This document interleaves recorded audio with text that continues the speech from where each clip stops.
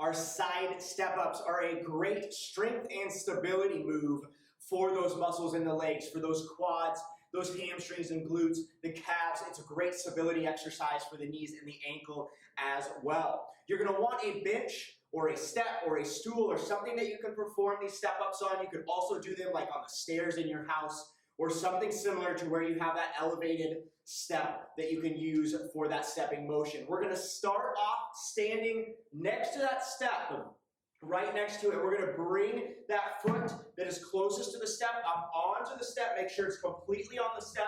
We're not hanging the edge of the foot off of it, firmly planted on the step. Then we're going to bring that other foot on into where we're standing in a nice and relaxed position. So when I say that, I mean that if I stepped off of that step, my feet are about 8 to 10 inches apart here. That's relaxed for me right under my hips. When I get up in position here, my feet are still going to be about 8 to 10 inches apart, nice and relaxed underneath of my hips. So we want to stay in that neutral position here. We're not way out here.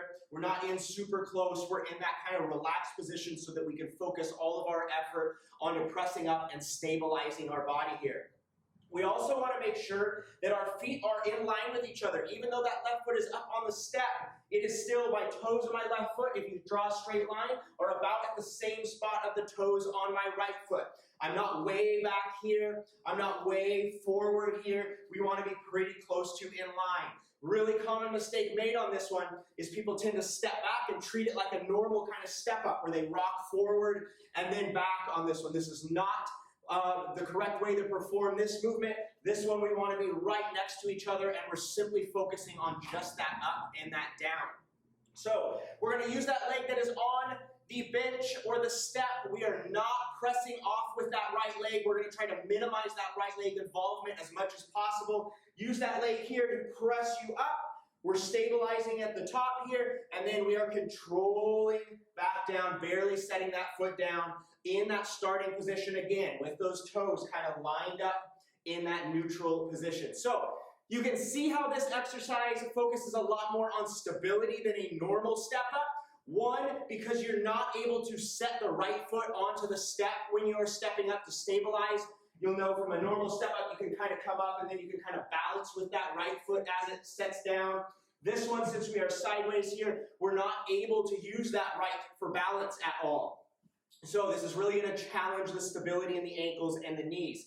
If you have trouble with balance, I would recommend doing this next to a wall or a post or something that you can use for balance with the hand if you need that added stability as you're building up the strength in all of those stabilizer muscles. So really make sure to focus on controlled motion on this one.